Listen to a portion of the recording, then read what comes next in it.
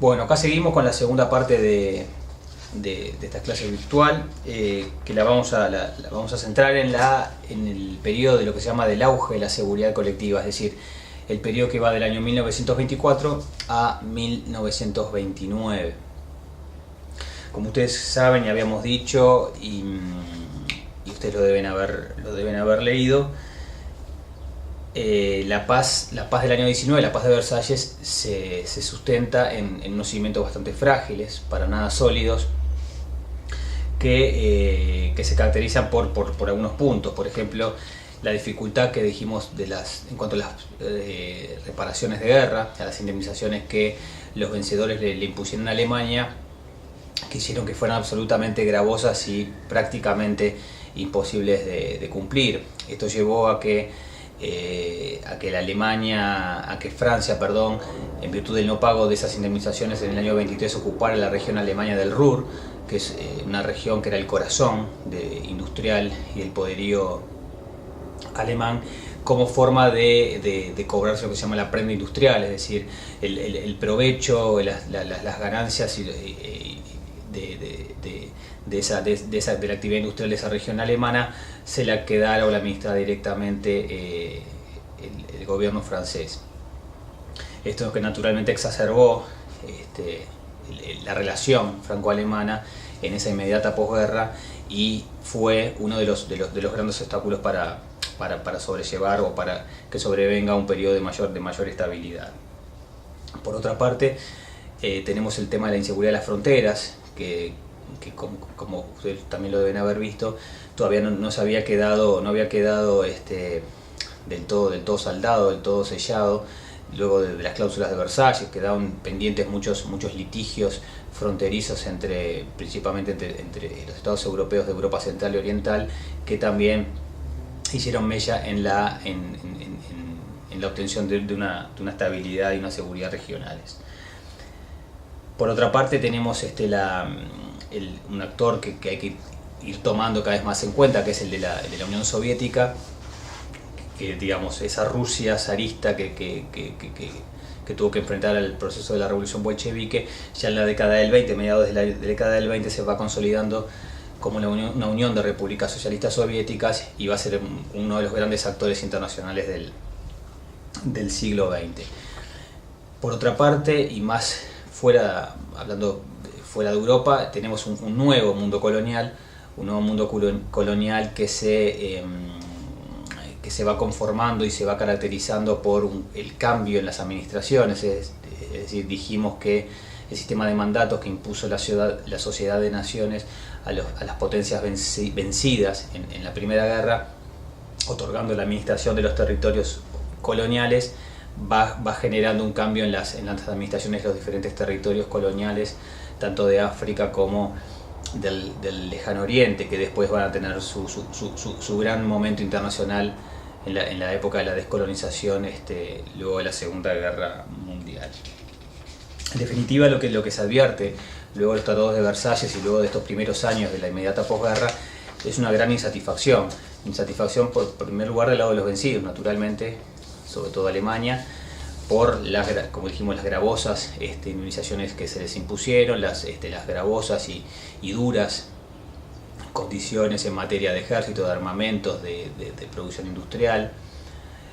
además de las condenas morales que se hizo al gobierno del Reich alemán. Pero no solo Alemania, también el Imperio Otomano que se disloca absolutamente y definitivamente. Del lado de los vencidos, junto con ese imperio austrohúngaro que, como ustedes saben, se disuelve y se conforma en lo que es nuevas unidades políticas como Austria, como Hungría, y todo ese reordenamiento que se va dando en la zona de los Balcanes. Y también del lado de las potencias prima facie vencedoras, tenemos un caso de una Italia que también que es una potencia que, si bien está, como dijimos, al lado de las vencedoras, va a quedar descontenta, va a salir descontenta por no haber saldado de manera definitiva la solución de los llamados territorios irredentos del noreste del país, y que le va a causar a su vez alguna serie de conflictos con su vecina y recién creada Yugoslavia,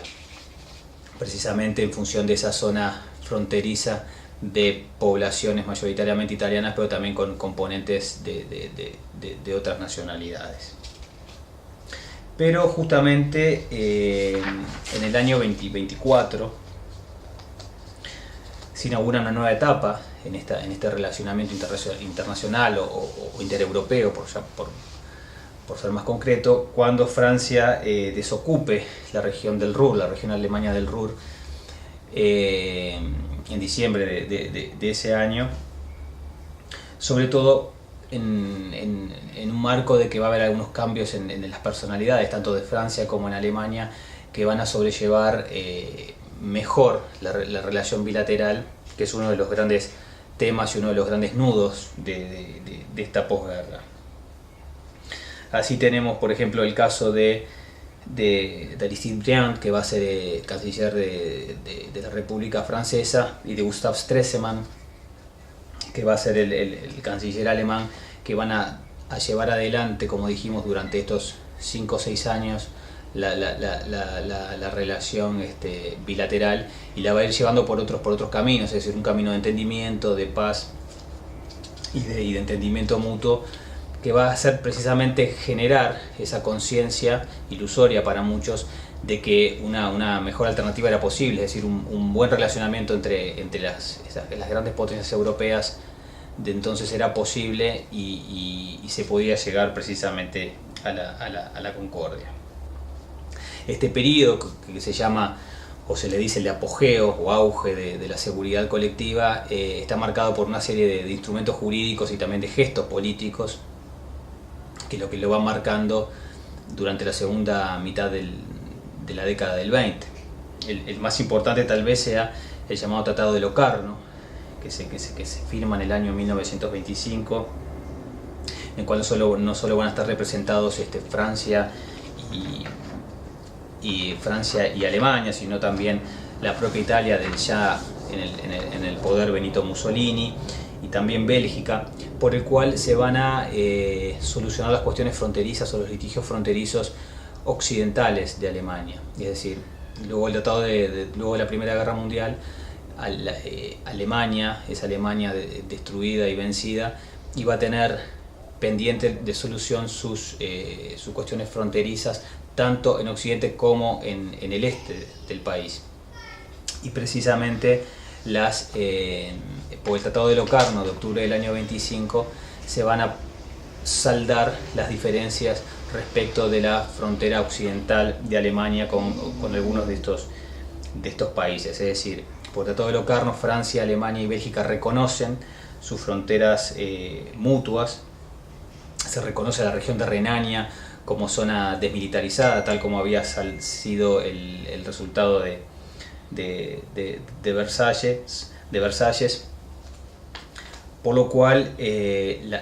la no importante región de las fronteras occidentales de Alemania queda en cierto modo saldada. Va a quedar, naturalmente, del otro lado, del lado oriental de Alemania, hacia Polonia, toda una cuestión que precisamente va a ser allí donde va a comenzar la Segunda Guerra Mundial, precisamente por no haber estado solucionado el tema o no haber sido solucionado de una manera correcta o que amparara los intereses de todas las partes involucradas. De todos modos, el Tratado de Locarno inaugura, como dijimos, una nueva etapa en el relacionamiento bilateral o intereuropeo, por lo menos en materia de paz y de negociación y de apelar a la solución pacífica de los conflictos internacionales, e inaugura lo que se da en llamar por esos años el espíritu de Locarno, es decir, un espíritu de mayor concordia y entendimiento mutuo, y ya con una Alemania que en cierto modo pasa a incorporarse nuevamente al club de las potencias internacionales o europeas, al menos, luego del ostracismo al que había sido condenada luego de la Primera Guerra Mundial. En ese sentido, y un poco como corolario de esta nueva bienvenida a Alemania a ese elenco de naciones en abril del año 26, mediante el Tratado de Berlín. Alemania y la Unión Soviética se garantizan neutralidad mutua en caso de un ataque armado por un tercer estado. Es un poco la consecuencia del Tratado de Rapallo que habían firmado ambas potencias, de reconocimiento mutuo en el año 22. Y también en ese año 26 se da un fenómeno muy importante, que es el ingreso de Alemania a las Naciones Unidas. Fíjense que luego de más o menos 6-7 años de creada la Sociedad de Naciones, Alemania recién ingresa a la Sociedad de Naciones, a la Liga de las Naciones, como un gesto de buena voluntad y de cambio, en cierto sentido, en cierto modo, de la mirada que se tenía de esta Alemania vencida. Al año siguiente comenzaron las negociaciones de Aristide Briand, el canciller francés, con el canciller de Estados Unidos, Frank Kellogg, que redundaron en la firma de un pacto que es muy importante para las relaciones internacionales, que es el Pacto Briand-Kellogg, firmado en agosto de 1928, no solo por Francia y Estados Unidos, sino que se sumaron una serie de estados, 15 estados, entre ellos Alemania, Estados Unidos, Italia, Gran Bretaña, Japón, Nueva Zelanda, Checoslovaquia, y entre ellos Uruguay, en un proceso de adhesión que se dio hasta el año 1929, un pacto por el cual se proscribe el uso de la fuerza para solucionar problemas internacionales. Esta cláusula del Pacto Briand-Kellogg, que después va a estar incorporada de alguna forma en el artículo 2.4 de la Carta de Naciones Unidas al finalizar la Segunda Guerra Mundial, es importante no tanto por lo real o por lo efectivo que pudo haber sido la aplicación de este pacto, sino por la simbología que tenía y el momento en el que se firmó. Es decir, lo que marcan este tipo de gestos e instrumentos jurídicos luego de tantos años de conflicto bélico, parecía o se avisoraba un periodo de paz que se pretendía que fuera lo más largo posible. Dicho sea de paso, esto le valió al canciller Frank Kellogg, al canciller norteamericano, el Premio Nobel de la Paz del año 29, al igual, también vale acotar, se le otorgó tanto a Briand como 13 años antes.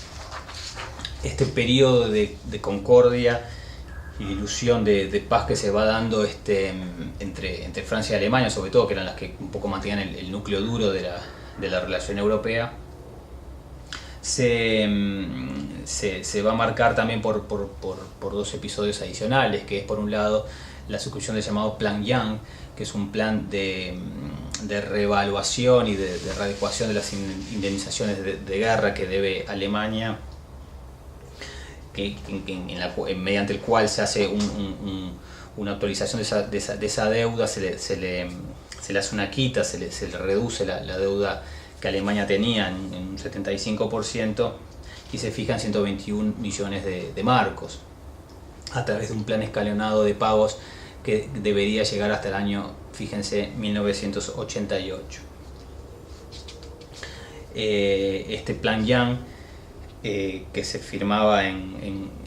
iba a firmar en mayo de 1930, es uno de los últimos momentos de concordia en esa Europa tan complicada, porque luego ya van a entrar a pesar los elementos de la crisis de 1929 de Nueva York, que va a empezar a desplegar sus efectos sobre todo por Europa Occidental. Asimismo, otro de los últimos gestos es la evacuación de Renania. Ustedes saben que Renania, la región del Rin de Alemania, se había quedado ocupada por parte de Francia al finalizar la Primera Guerra Mundial, y en un gesto justamente otorgado en el marco de esta nueva época de negociaciones de paz, se establece que Francia iba a evacuar inmediatamente esta región de Renania, lo mismo que la región del Sarre, que las tropas francesas van a abandonar, aunque siguió su administración hasta el año 35. Luego de estos hechos puntuales que comentamos, las relaciones franco-alemanas comienzan a enfriarse de algún modo. Va a haber un cambio de actores, se van a suceder la muerte tanto de Stresemann como de Briand en esos primeros años de la década del 30, y en el año 33 se va a producir el ascenso del nacionalsocialismo con Hitler a la cabeza como canciller del Reich alemán, y eso va a significar un giro de 180 grados en la política alemana respecto no solo de Francia sino de todos los vecinos europeos. Eso va a llevar a que precisamente esa idea de seguridad colectiva de la que se hizo gala durante la segunda mitad de la década del 20 empezara a entrar en crisis y a resquebrajarse definitivamente.